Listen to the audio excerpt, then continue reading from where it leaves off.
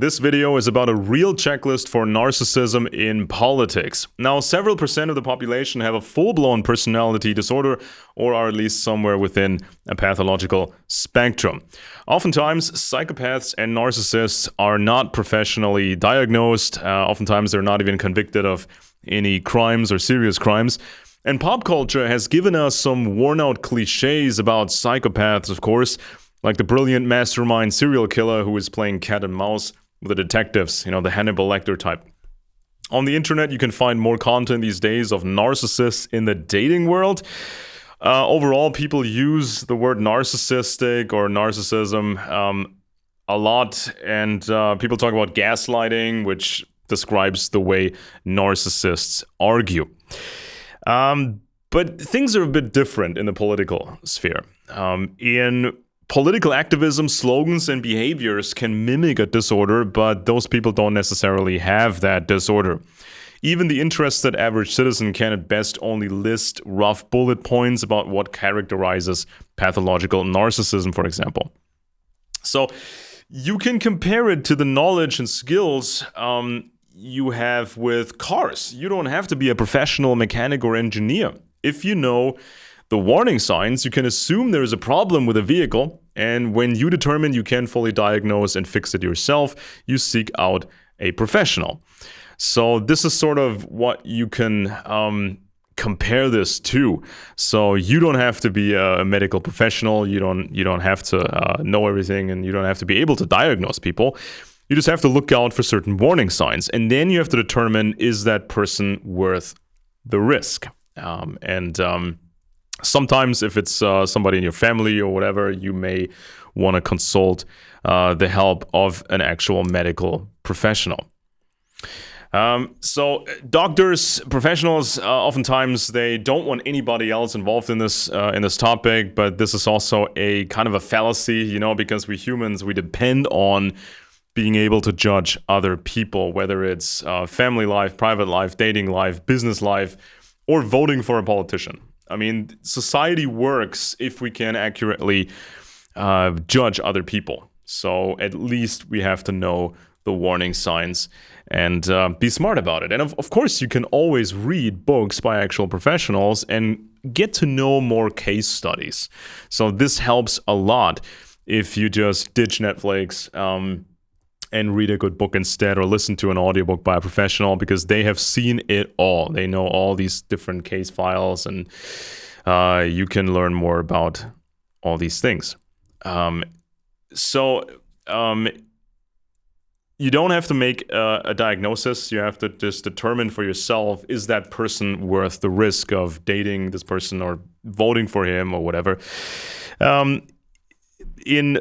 Professionals use long checklists in a clinical setting, but in the real world, you don't have that opportunity. And narcissism is a personality disorder in which the affected person constantly tries to make themselves feel better through fantasy. So your true self is replaced by an idealized fiction, and reality must constantly be distorted in your own mind. The gap between reality and fantasy tends to be smaller for unsuccessful narcissists. They can even appear shy. They can appear vulnerable, and for successful narcissists, the gap is significantly higher, and they like to be the absolute center of attention. And their drug is the fulfillment of their needs, and they have an arsenal of techniques to get what they want. For them, other people are cardboard cutouts, tools, and resources that need to be exploited in the form of attention, favors, or money. They suffer particularly badly from being ignored, devalued, or even insulted. Even if they're treated relatively normally, this triggers anger because the treatment does not fit at all with the grandiose self-image. So virtually every single trait that can be listed for narcissism can on its own appear in a normal person. So the longing to be admired and seen as a hero, the anger at living a normal and dull life, the ambition and exaggerated self-portrayal to the outside world, fantasies and daydreams about future success, or a lack of interest in other people's problems. So it's not helpful to try to make some bad snap diagnosis, right? Rather, you should be able to recognize warning signs that remain constant over a long period of time. Above a certain threshold, the person should be classified as an unnecessary risk. It doesn't matter to you whether the person actually has a full-blown disorder or is somewhere further down the narcissistic spectrum or is perhaps just a very difficult person. Now, the actual disorder means that these traits are hyper exaggerated in that person, so over a very, very long time. So this is not something you would find in a normal person. So you get checklists in various books written by professionals. Sometimes these professionals are from the FBI. You get books from those people, and they can tell you these checklists. But I tend to find these checklists too superficial. Right? So each and every single trait has to be analyzed properly in a person to determine, is that a marker for narcissism or is it not? Because if you use these superficial attributes, you may diagnose falsely every kind of person out there as a narcissist. So and if everybody calls everybody narcissist, that's not really helpful at all. So really common trait that is often named or usually named is this unrealistic self-image and self-esteem. Now, someone may consider himself brilliant, but that person's work and intelligence are just mediocre or even below average. The gap has to be very, very pronounced for a very long time to be considered a marker for narcissism. Truly pathological people want to be all-knowing and all-powerful epic heroes. And they oftentimes consider themselves to be that.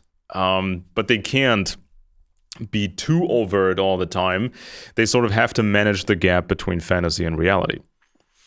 And you have to remember, the Dunning-Kruger effect is very common, especially in the political, ideological, and religious areas. So self-overestimation is tied to a lack of knowledge, so people can neither judge their own skills or those of others.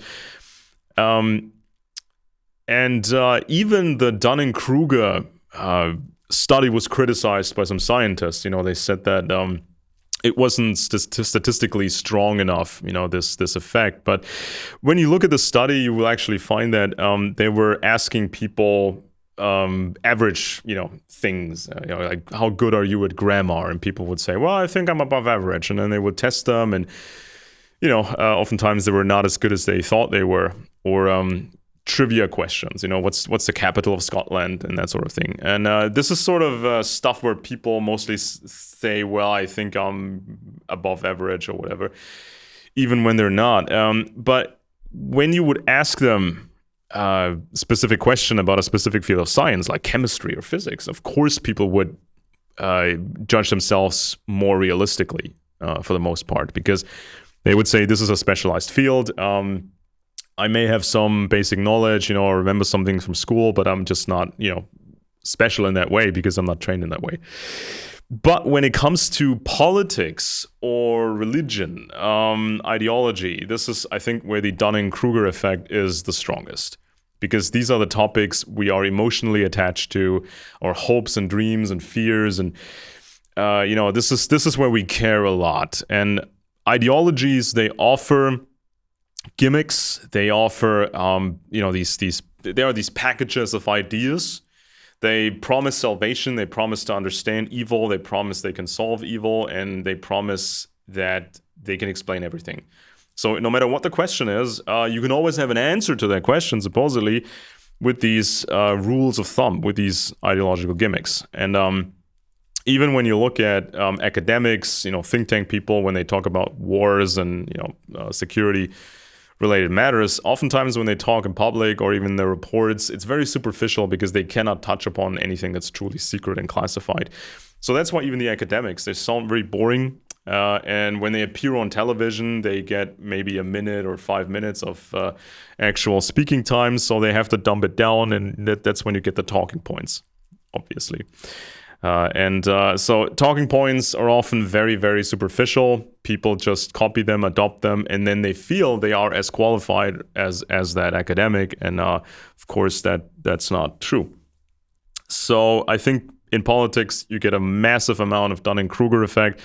Everybody thinks of himself as an expert. And so this can sort of mimic narcissism, when people think they have an answer for everything. And They argue like a narcissist, what they call gaslighting. So they use every single bad technique there is in terms of a debate. Usually there's only like two legit tactics in a debate. You can present facts, you can doubt somebody else's facts, and then it's about the logic based on the facts. If you think that somebody else's logic is not good enough, this is basically it. Everything else is misleading. So a typical influencer thrives on spouting common, already popular ideas, and they're acting as if they could save the world. Sometimes, of course, it can be essential to make big plans and set the bar very high for yourself. So be very careful. You cannot call every influencer a malignant narcissist. That's just simply not true. Some narcissists tell a bunch of grandiose lies about their past, about great adventures, riches, and the like. Even normal people exaggerate, but a narcissist is much more extreme in this regard. If you dig into a story and it becomes clear that there are discrepancies or a total lack of evidence, a real narcissist can continue to spin his fantasies further. So he might say his work with an elite military unit was so secret that the records were never made public, and it's just you don't have access, and if you investigate him further, that would be very dangerous. Or they claim there was a major conspiracy against them to rob them of their fame, or they used to be very rich, but then the conspiracy made them, poor or normal. There are countless Americans who claim that they were in the Navy SEALs unit and even got corresponding tattoos, but they're lying. There are people who forge university degrees and even fraudulently obtain a medical license. Not all such people have narcissistic personality disorder. Sometimes they just take a calculated risk to get ahead. The typical faker of the social media era may or may not be a narcissist if he or she brags about photos that only show rented cars or a random selfie with a celebrity or a house, that's really burdened with a high mortgage, or a house that is just rented. So for many influencers, acting this way is just business. It's not pathological narcissism. They just learn how the game works, and then they try to play it as hard as they can. This character, Dan Bilzerian, for example, posed with young women in this luxurious house, and he claimed he was a self-made billionaire. In reality, he just inherited millions, and his companies went down the drain. Andrew Tate tried to impress his followers with, misogyny and an alpha mentality. Then he got arrested for allegedly breaking the law with his webcam sex business. And there's some indications he sold some really crazy courses, how you can learn to control women and dominate women and make them work for you. So his people, that worked with him, they claimed that he had only pretended to be a bad boy, and he was actually a very good soul and who wanted to help his followers to lead a better life. So there's so many of these characters out there. Then you get the Liver King. He was successful at marketing himself, diet of raw animal liver and stuff like that. He repeatedly asserted that his muscles, which could rival those of professional bodybuilders, were created without hormone injections, other medications. Then communications from him ended up online, where he sought advice from an expert on how to optimize his constant and expensive medical dosage.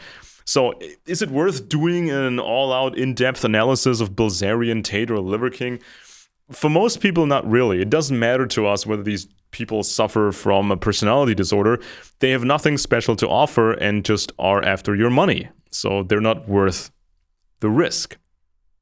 And so oftentimes you're buying the cat in the bag. You saw people, influential people, associating themselves with Andrew Tate, but they don't really know Mr. Tate. They don't really know what he did in Eastern Europe because it's just too far away from, say, Britain or the US. So you're supposed to trust that person. You're tying yourself to that person no matter what happens later. Whatever the investigation may turn up. And so why take that risk? Do we have to know if they have a personality disorder? No, we don't. We just don't. So it would be a waste of time and resources to spend so much time on it. So then the hugely popular conspiracy influencer, Mr. Jones from America, was examined by therapists who classified him as sort of a narcissist in the wake of his divorce and custody dispute. He says God chose him to save America. Anytime he gets into trouble, he cries conspiracy. So if you know that guy and his career, there are a lot of indicators and markers. Again, I'm not a therapist. I'm not making a diagnosis here, but he's just not worth the risk. He's just this guy who used to read a couple of books from the John Birch Society, and then he thought he could explain the world, and then he started to rant about news articles, and that was basically it. And he hasn't read many books in the last 20 years, so he really doesn't know what he's talking about. So why take the risk? Next attribute, exaggerated ideas about what the person can achieve. Now, this can be a self-motivation technique. It is particularly difficult if the person works in a complicated specialist area that a layperson cannot understand. There are always people who are actually on the trail of breakthroughs. When Marie Curie discovered radioactivity, her mostly male colleagues viewed her as an arrogant fraud. So they basically thought she was a narcissist, just completely outrageous. But she was for real. So then we had the fraudsters who wore these turtleneck sweaters to look like Steve Jobs from Apple, got up on stage and wowed investors and shareholders with hollow phrases. Such fakers don't necessarily have to be narcissistic either. Maybe for them it's just a calculated risk, a calculated gamble. They run a scam, they know it's all lies, they don't really believe what they're saying, and then they might fail. Or we had the Wirecard scandal, this multi-billion company, it was valued that high, but it was just big fraud. And it turns out the guy responsible is now being accused of having acted as a Russian spy for 10 years. So again, you may have thought narcissism or assumed narcissism, but maybe he doesn't have that pathology at all. Maybe it was just calculated risk. Next, preference for surrounding yourself with special people. Well, our world has a problem with mediocrity, boredom, and lack of motivation. When you are fed up with conversations about cooking or sports, you may feel the need to distance yourself from your everyday peers and develop different demands. Without the will to achieve something special, there would have been no scientific, cultural, or other breakthroughs. In addition, it's very difficult to rise socially and professionally. Falling down, on the other hand, happens quickly, especially through contact with problematic people. So if someone is picky, if someone wants to have standards, who he surrounds himself with, that's not necessarily an indication of narcissism at all. However, you also have to be able to expect a picky person to stand in line and wait for his turn, not to constantly and unreasonably expect favoritism. Not everybody can just always just demand to talk to the manager or whatever. So it's unacceptable when someone is causing a scene, belittling ordinary staff, or not living up to their own expectations of other people at all. So be mindful of that. It's just having standards is important. It's very important who you surround yourself with. And sometimes you're just very fed up with, the norm, depending on where you live. Now, that might be different for an American or for a different part of America in comparison to another part of America or another country. So maybe the norm somewhere else is worse than, your average Joe, where you live. And, sometimes people, they can seem outwardly like middle class.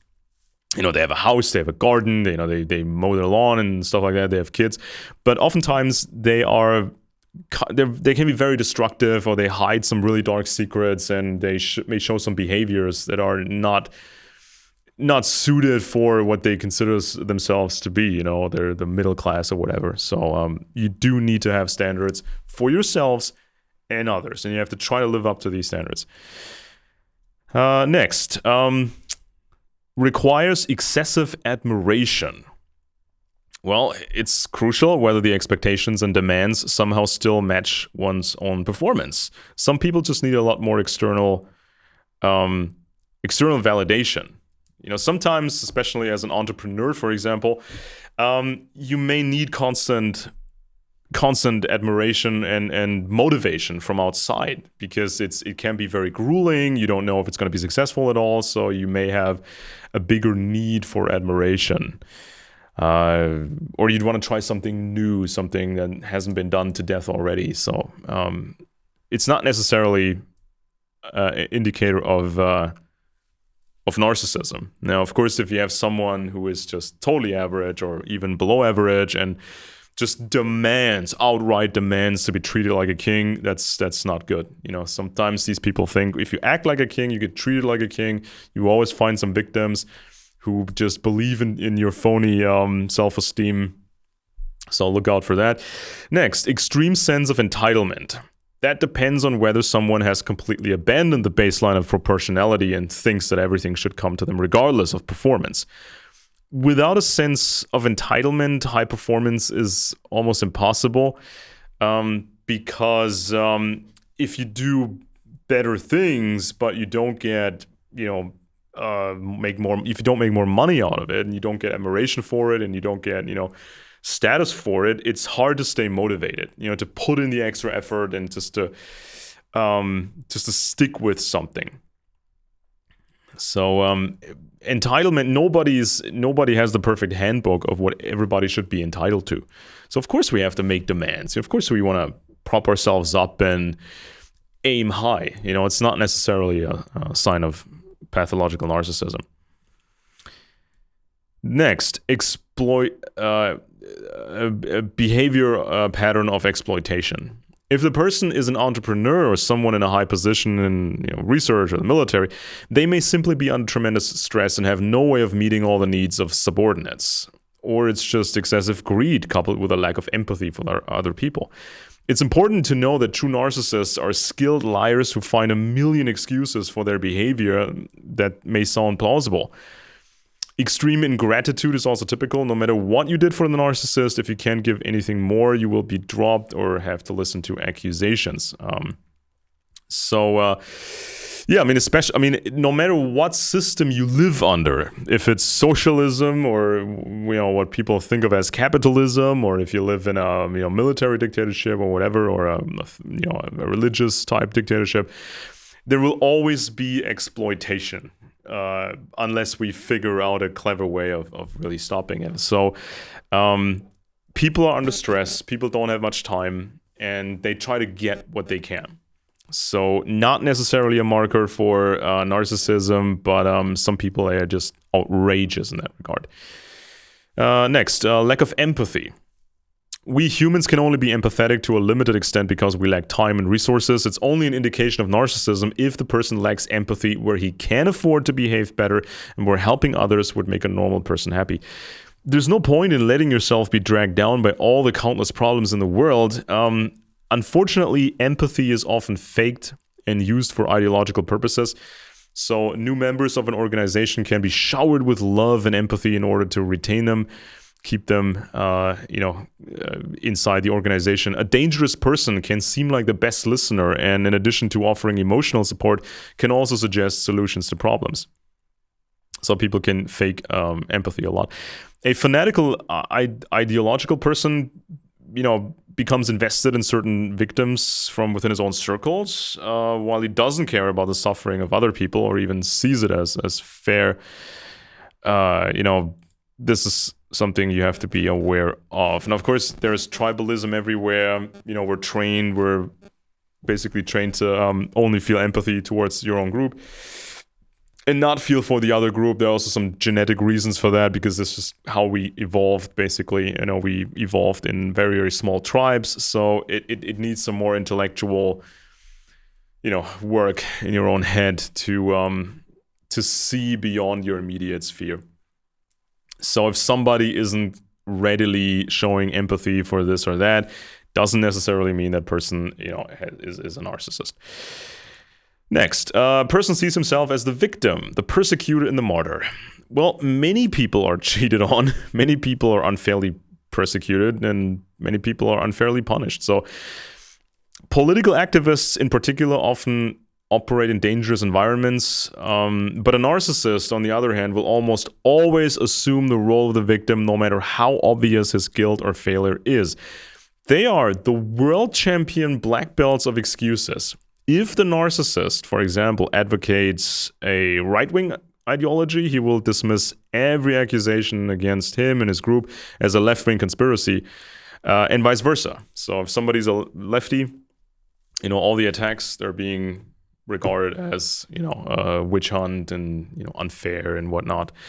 So you have to differentiate. Is somebody just on a very ideological trip?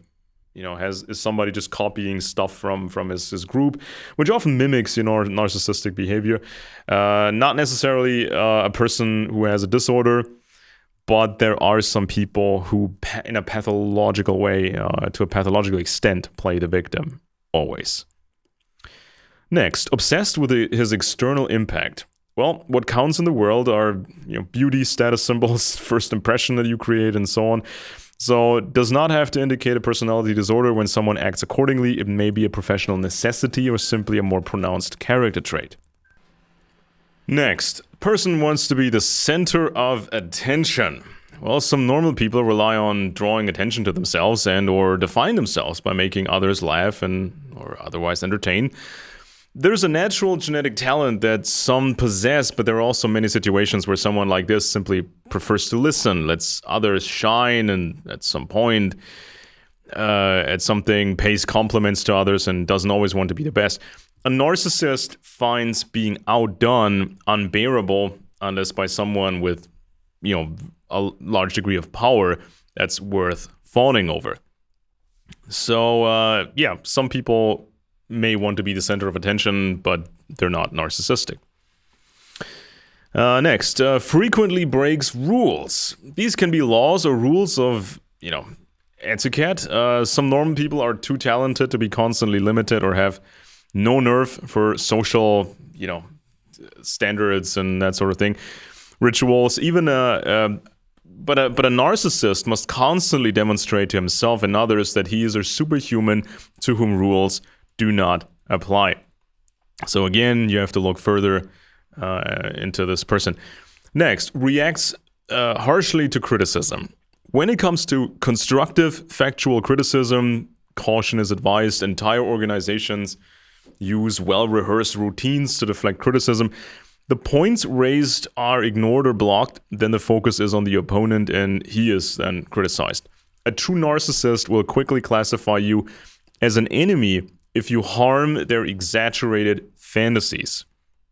So you have to watch out. Was the criticism justified? Was it done in a constructive manner? This is all very important. You have to look for a pattern. So, does this person hate any sort of criticism or any sort of advice? Because even if somebody gives advice or his opinion, that may trigger a true narcissist because, anything that will, anything that will threaten the fantasy is, regarded as just malicious and evil. Next, special charm and captivating personality. Some people are extroverted by nature, have a strong sense of humor, have a captivating personality. It can also be a professional necessity for the person to approach other people. But is there really some solid performance behind the facade? Does this person captivate people with his charm, but then shows his true nature? So what's the true personality like? Does he switch back into mega charm mode every now and then? This is particularly dangerous in relationships when the narcissist pretends to be a soulmate, literally showers the target person with love and then just jumps back and forth. Person talks about himself too much. Typically, excessive use of words like I, me, and my is considered a warning sign, but that doesn't have to mean much, just as little. If someone emphasizes their own achievements, reports, or just talks a lot about their successes, a true narcissist views people like cardboard cutouts and is essentially mentally retarded. So, some people have to self-market, especially in the political realm or the influencer realm. Show business, they constantly have to self-market and talk about themselves and tell these stories. And some of these people, they just do this for a living. They don't particularly like it. Some people actually hate it when they have to repeat these stories, or they just have to talk about themselves the whole time and just they want to talk about something else, but it's expected of them to be a certain way. So you have to look closely. Is it a marker for narcissism or not? So, normal people, they can talk about all kinds of stuff, all kinds of people. They read something interesting in a real book and they want to share this experience with others and say, man, have you heard about this? Or just just tell these stories, and these stories don't have to be about that particular person. But the narcissist, of course, always wants to be the hero and the main actor. Next, condemns groups of people. This is also a very difficult one. So many people do this, many groups do this, and you have to ask yourself, is this just done out of frustration? Is this person able to differentiate and be fair when it matters most? Is this just a group policy, what this person is doing? And then, of course, sometimes legitimate concerns may be raised, but just in an unprofessional way. So they attribute something to a certain group, and that may be somewhat accurate, and sometimes it's not really accurate. Sometimes people just don't know much, don't know better than what they say. So, of course, and the standards always change. So nowadays you got the leftist critical theory, which is very popular, which just means you just agitate against anything established and normal. So, for example, you agitate against white people or men, but you don't call it discrimination, because you can only discriminate supposedly against a minority or a weaker group, right? But it's just agitation. It's just, making generalizing statements about groups and just condemning a group. So all groups do this. All groups out there do this. You cannot just say someone is a narcissist if he engages in that kind of behavior. Then of course, but the different ethnicities, what about Muslim migrants? What about this group? What about that group? It's just a huge problem if people try to explain the world, according to their ideology or religion. An intelligent person can be frustrated with all kinds of people, or somebody who is reading a lot, can be frustrated with all kinds of people, but at the same time is able to differentiate and be constructive. A narcissist is just vile. They just hate everything. This group, I hate this group, that group, I hate all of them. A normal person may talk like this every now and then out of frustration, or just person is just venting. But a normal person will be able to differentiate, and the more he knows, the more he can differentiate and be constructive. If it's just vile, then you may be talking to a narcissist. And lastly, the person is a schemer and a conspirator. Since there are far too many real narcissists running around in society, and this behavior has rubbed off on too many ordinary people, you may be under pressure to fight fire with fire. Real narcissists are so preoccupied with intrigue that it even causes massive damage to their own interests. Some are like a magnet for unnecessary problems, and they complicate everything. In order to cover up wrongdoing, further wrongdoing occurs. So, many people are under pressure to cut corners and, use some scheming and that sort of thing. But again, with a narcissist, this behavior is very much exaggerated, and they show it all the time. So it's just, if a narcissist is an organization, just be aware of a constant stream of conspiracies and blind sides. And of course, they will play the victim over and over again. If they get caught, or if their actions cause some other form of damage, they will always play the victim. So, in conclusion, I hope this was instructive for you. It's always a good idea to check out some real literature on the matter, and you will find all kinds of case examples. People who have been professionally diagnosed, people who have been studied by professionals. There were people claiming to be miracle healers. They found some new method of whatever, and they got a bunch of people killed, especially people with cancer. But they never change. They never learn. They keep just doing what they're doing, and they will keep believing that they are the chosen ones to save humanity. So this, for example, is a case of highly likely narcissism. If the results are that clear, and they keep lying and lying and lying about what's occurring. So all these dead people, it's somebody else's fault, or it's some conspiracy because they're the heroes, so everybody's after them. I mean, you can read some case files and see what a clear malignant narcissist looks like.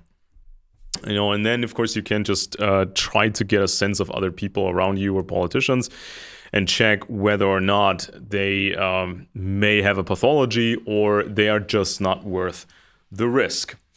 Please like this video, subscribe to this channel if you already haven't done so. Share this video and check out my ebook on old intelligence networks in enlightenment and communism.